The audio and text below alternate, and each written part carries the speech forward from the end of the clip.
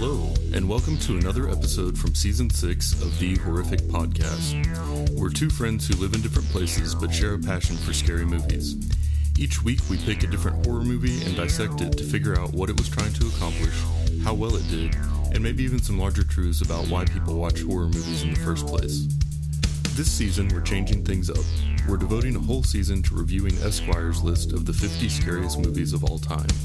In each episode, we'll break down a different movie, talk about how scary it really was, and then update our rankings to prove how much smarter we are than the other people on the internet. Thanks for joining us, and we hope you enjoy the conversation. As distributors of this podcast, we wish to state, with absolute sincerity, that by no means do we condone the artistic decisions employed by the makers of this podcast. However, as firm believers in the constitutional right of free speech, we do not believe in censorship. To quote Thomas Jefferson, it behooves every man who values the liberty of conscience for himself to resist invasions of it in the case of others. I feel like I need to read that before every podcast from here on out. I just read that. Yeah. But yeah, I think that means you're allowed to say whatever you want in this one. Because it's my artistic interpretation of an artistic movie. Yeah. Have to cut that one out, buddy. Usually I have some kind of opening thought, but I don't really this week. Yeah, me either. But did you know that Robert Kerman, who played the professor, was in porn? I did not. Starting this with a fun fact. I would assume that was not, you're not referring to this movie. Because this movie debatably had porn in it? Oh, yeah, that's actually a good point. I don't know. I just read the fact, man. Huh. Yeah. All right, I'm going to introduce this thing, and then we will take a bite out of it. That didn't work. In 1980, United Artists Europa released Italian horror film Cannibal Holocaust. This movie is notorious for its graphic violence, for actually killing animals, and for its frequent and graphic depictions of sexual violence. The movie follows an anthropologist who goes deep into the Amazon to try and rescue a lost documentary crew. While he arrives too late to rescue them, he does recover their film and is able to get it back to the US, where he is shocked and traumatized by what's on it. Several governments felt the same way, and this movie is currently banned in a lot of countries.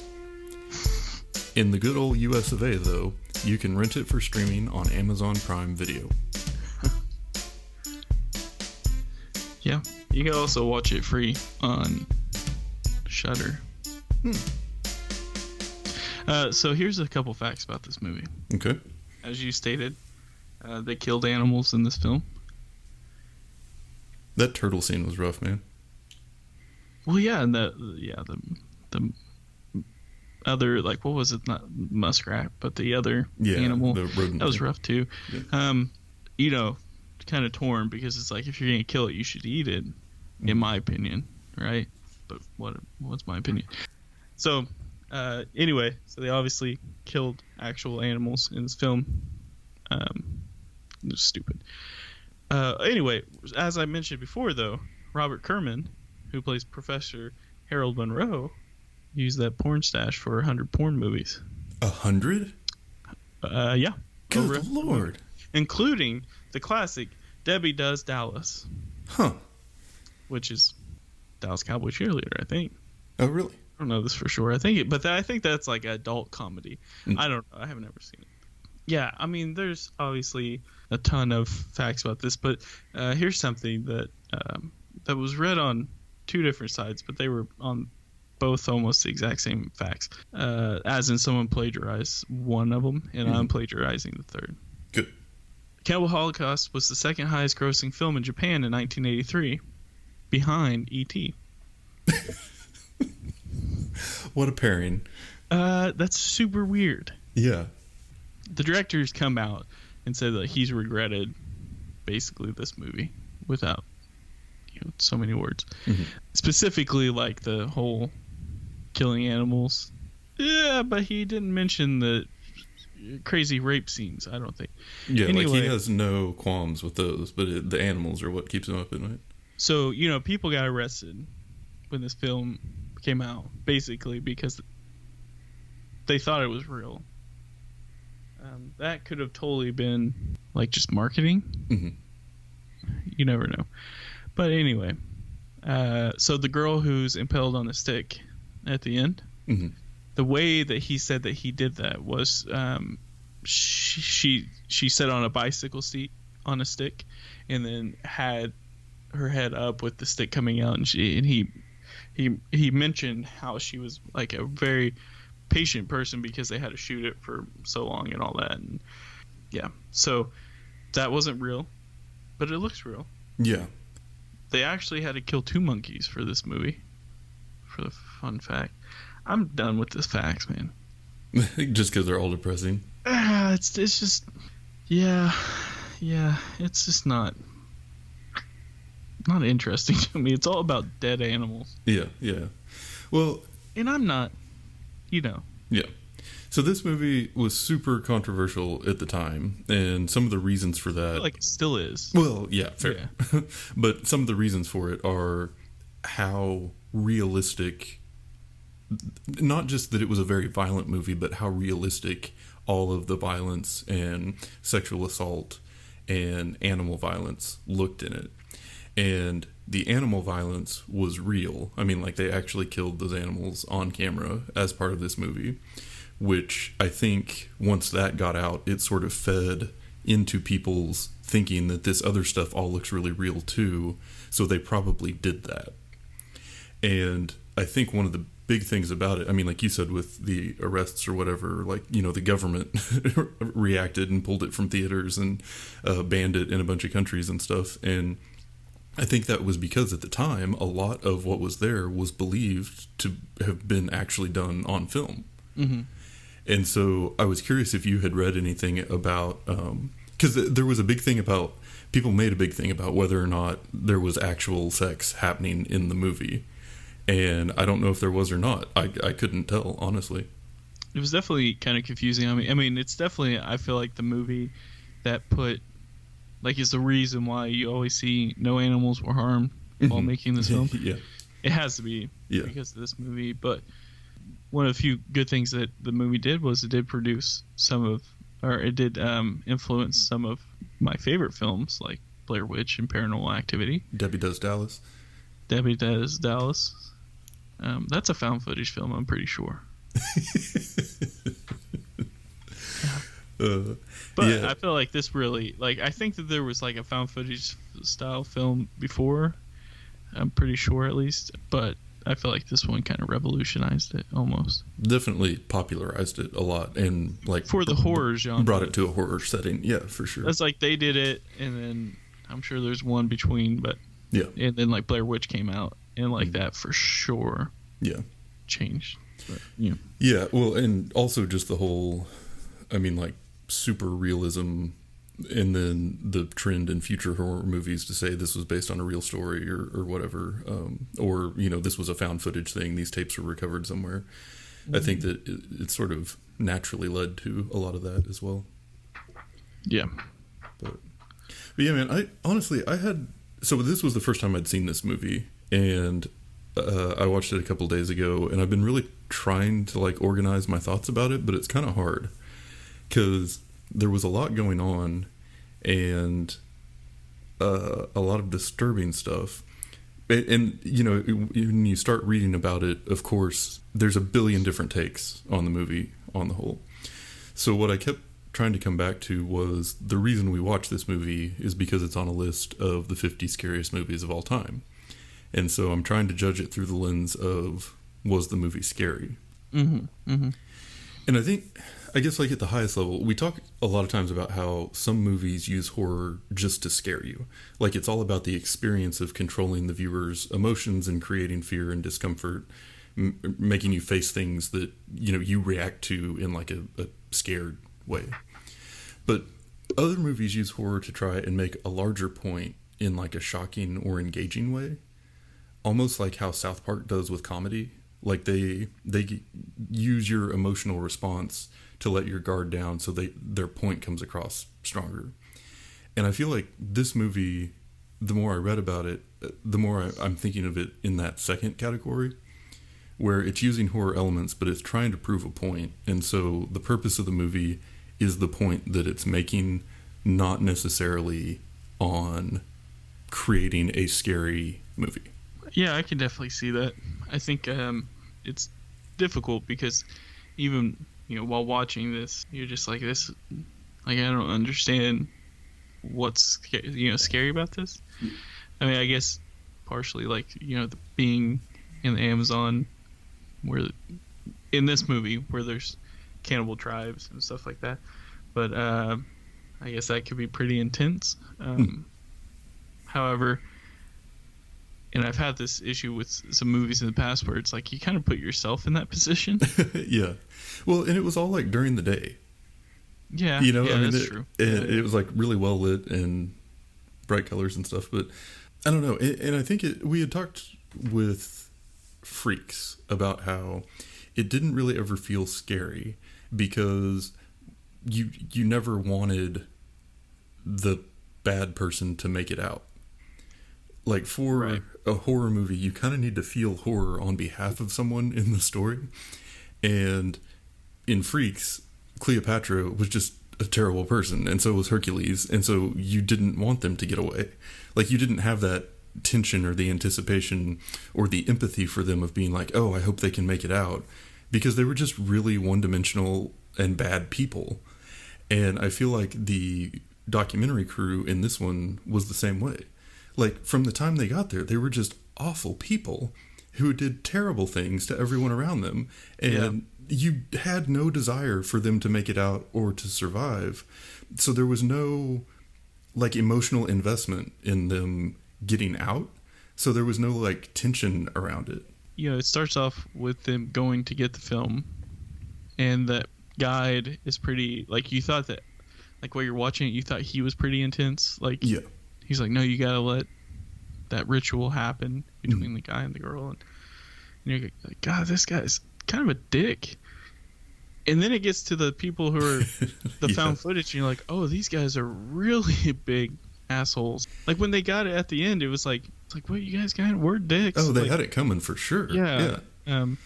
I think it's also just like the thing this movie did, instead of allowing me to kind of focus on it and like try to figure out, like, okay, I don't know, just try to focus on it. It really threw me off because it would throw in like things that it's just like that, or that were disgusting for me. It's like, what are you supposed to do when you're trying to watch a film that includes someone, not just like one time, like multiple rapings happen? It's like, oh, okay, this is... And like ultra realistic too. I mean, that's the thing is, like, I mean, we've, it's 2019 and everyone's seen Game of Thrones. Like violence and gore aren't really novel at this point.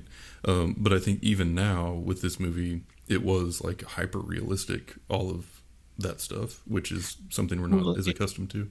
And if they're, killing actual animals on the screen. Right. Then it's like, what else are they exactly doing? And I mean, to that point, I think that they were definitely going for a lot of shock value.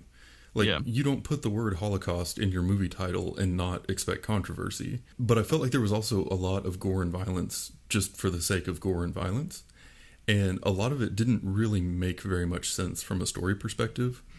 I felt like it felt, in my notes I had, that it seems like the script got punched up by a horny high school kid that listened to too much Marilyn Manson. Yeah. Because it was just like, hey, let's just add something horrible in this next sequence because it's been too normal for a while. And but I don't know. Just based on the reputation, I assumed it was going to be just almost like everything was just a vehicle by which to present a gory scene. But I really do think that it was all done to try and make a really extreme point about sensationalized media coverage. like profiting off of the misfortune of others and knowing like what sells in the media, and then how like dangerous that can be.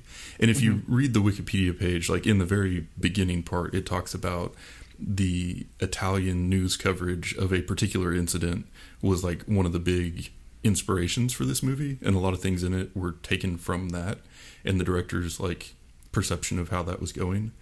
But and then I think that it was just going like way over the top with everything to try and show like the logical conclusion of what this can become, or like how dangerous it is that that trend is happening. And I get that. Like I think that there was some initial like message that was trying to be made, but because everything was so over the top, that got lost because you were just distracted by how gross it was.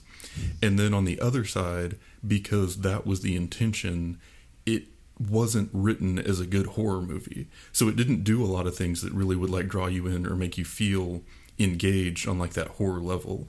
Because when you think like cannibal horror, like what would that movie look like?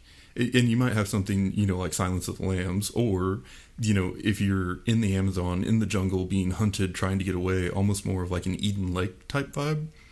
Like there are lots of things you could have done to successfully make it feel more like horror, but it just didn't go that route. So it was just, I'm trying to make this sort of vaguely socio-political statement, but here's a bunch of dead animals and people getting eaten. Yeah. So it didn't really grab me on any level other than, I guess, discussed a few times. Yeah, I mean, the same for me. It was like, reason why it's on this list, because it's scary that this movie was made and it was the second highest grossing film in 1982 in Japan, kind of thing. I don't know. It was just, it's not for me. This in looking at it as being scary, I, tried to find ways that it could, and up until like the last 3 minutes, I felt like it wasn't like at all. So yeah. Well, and I guess that's a good point too, is things were really kind of compressed in probably that last 10 to 15 minutes. And so that was, I guess, the most horror part of the movie. But like I said, you at that point, you had enough evidence that those filmmakers deserved whatever they got, that you didn't like feel the suspense or urgency around it. But yeah, the rest of the movie, that stuff was there, but it was also pretty spread out. So it wasn't like you had this build or, ongoing tension or anything. What was the reason why they went out there to film in the first place? Was it just to get the tribes? Yeah, I think they were trying to make a documentary about those cannibal tribes, but then they were also trying to sensationalize it for the media so that it would, be popular. Oh, okay. Well, that makes sense, because one of the things I was reading about it was saying that the real scary part is that they felt like documentaries have done that in the past to get their point over. Yeah, okay. Yes. Yeah, and so I pulled up the page, and what they were talking about was, it says it was inspired by Italian media coverage of Red Brigade terrorism. And apparently that coverage included news reports that the director thought had been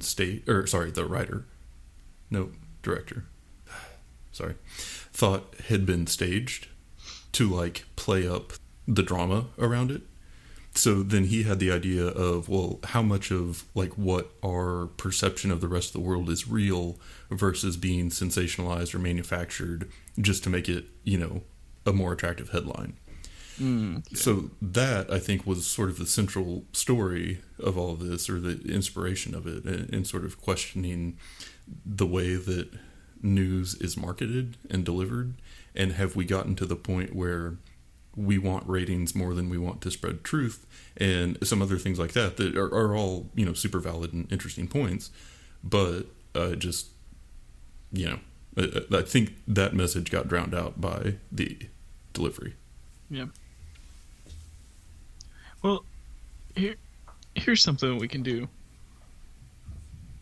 Did you know that a guy once swam the entire length of the Amazon River? How? said he swam for up to 10 hours a day for 66 days. Martin Strel. Did he just not have any friends or what? He's probably one of those assholes who enjoys working out. Ugh. Mm-hmm. Is there anything worse? No. Yeah. Anyway, here's another fact. I just thought I'd tell you. Okay. So there's an MMA fighter named Justin Wren. I think he's from Dallas, but he's technically based out of Oklahoma City. He does a lot of like humanitarian work. I think it's called Fight for the Forgotten, and I think he goes over to Amazon. And he was actually talking recently about used to it'd take like 6 flights to get to where he needs to go in the Amazon rainforest. He said so basically the last thing is that you would land, and you'd have like a short drive to get to where you want to go within the Amazon. He said because of the cutting down trees, it now takes 6 hours. Sometimes before it would take 45 minutes. Now it takes 6 hours. That's how much cutting down. Anyway, I just thought that was interesting. But another fact about him is he has an unknown parasite that the doctors are trying to figure out that he picked up in the water in a body of water within the Amazon rainforest. He's had it for like 7 months, I think. Oh wow. Yeah. So the whole time I'm watching, like I watched that. I just was reading about him and watched that before I watched this movie. Mm-hmm. And so the whole time I'm watching them film this, I'm like, I wonder, like, they're banging in mud in the Amazon. Mm-hmm. Like, what parasites are they getting? Anyway. Yeah, well, it's weird to think that there's so much area that, like, science doesn't know about. Yeah. You know what I mean? Like people live in some of them, but nobody's gone in there with the scientific knowledge and equipment and things to like map that in a way that is understood by like the rest of the world. It's really crazy to think about. Well, and like some parts of the rainforest, Amazon rainforest, are so thick, it takes 10 minutes for the rain to hit the ground before it, or but also like there's some parts where it's just like almost complete darkness. Yeah, because it was so thick. But yeah, it's crazy to think about. And like just the difference in like technology level, because you hear those stories about when like the Spanish came over and discovered like different parts of South America or Mexico, and because they had cannons and rifles and horses, they just like dominated. Yep. And there were basically no rules. There was no one around to judge them, or they had no social pressure to not be dicks. So the people that were naturally dicks were really bad. And thinking about one thing that I did kind of like about this movie a little bit is it showed like the danger of walking in with that level of arrogance, and like knowing that the people on the other side are capable of darkness and violence as well. And I don't know, I was really searching for something positive to write down about this movie, but I didn't come up with a lot. Yeah, I didn't either. I mean, I think this for me, and when it comes to this movie, it's just okay. Like, it's done. We watched it. Mm-hmm. Don't necessarily have a desire to watch it again. I'm sure there are people out there who like it and maybe try to understand it a little bit more. Yeah. But for me, it's just like it's not. It's just not a scary film. If I'm just there's nothing horror. I mean, there's horror aspects about it, but it's just when I think of scary movies, you're thinking like Blair Witch or 28 Days Later. Yeah. Like they accomplish something more without having such actual horror aspects about, like... Yeah, and I guess that's an important distinction, is there is a difference between gore and horror, and you can have one without the other, for sure. Right. And well, it's like just because you kill these actual animals doesn't make this a horror film. Right. It just makes you a dick. Otherwise, like hunting videos would be, right, exactly. horror films, which it's like if you're gonna eat the meat, then cool. But it's just. Yeah, and I guess I went into it with an incorrect expectation, and I had always heard this film referenced as one that had like an early use of found footage in horror. So I was expecting a movie that was going to be like entirely found footage. And so I was getting annoyed in the beginning because they kept having shots from like like, why would that have been on the film? Why would the documentary crew have had the camera on for that? Like, it didn't. Right. It felt like it was messing up the immersion that's supposed to happen.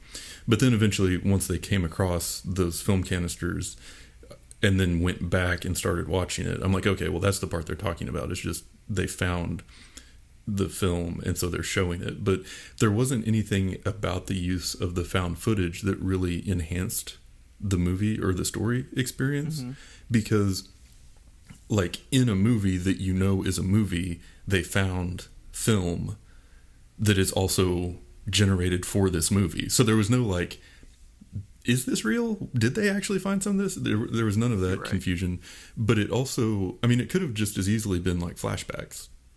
That's true. Yeah. And it wouldn't really have changed the experience of watching the movie. So, yeah, I don't know. I guess just having, if I had seen this at the time when I hadn't seen Blair Witch and Paranormal Activity and Wreck and the Spanish vampire one that I can't remember the name of, then maybe it would have seemed more novel, but it just kind of fell a little flat for me. Yeah, same. And that's it for today's episode. If you've listened this far, then thank you, and we hope you've enjoyed it.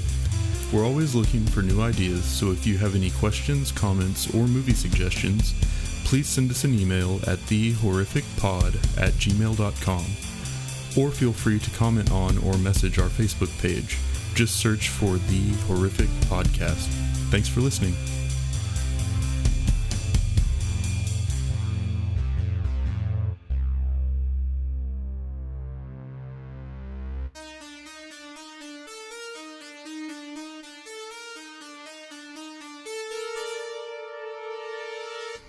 Also, I'm probably going to say I'm going to probably say Cannibal Holocaust multiple times.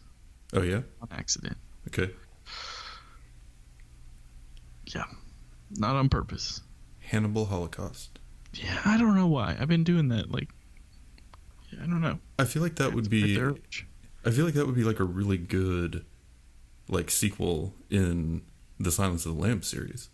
Well, I was thinking it would be a really good, like, what is it when comedians have their big... like a stand-up special? Yeah, like a stand-up special. For Hannibal Buress? Yeah. Yeah, I thought, that would be... if I was him, I would call it that. Yeah. I don't know. I feel like a lot of people in popular media today are steering away from the word Holocaust, but... also, I had mentioned this a little bit before, but Sarah and I went and saw Jojo Rabbit last night. Yeah. And loved it. Thought it was a really good movie. Not horror at all, but just a solid, good, enjoyable movie. And it was funny because I found myself appreciating a bunch of things that shouldn't stick out, but it's just like after a few of the movies that we've watched, recently for this season, it was just little things like having a plot that flowed together well and that made sense and that didn't start and abandon a bunch of random storylines. Like it was good all around and also super funny. But yeah, that was a very positive movie experience. And the fact that I can speak positively about a movie should only underscore how little positive there is to say about Cannibal Holocaust. Well, I was actually fixing to ask that. I mean, I was fixing to ask, was this movie better because you just watched Cannibal Holocaust? All movies will seem better after after the list. Yeah.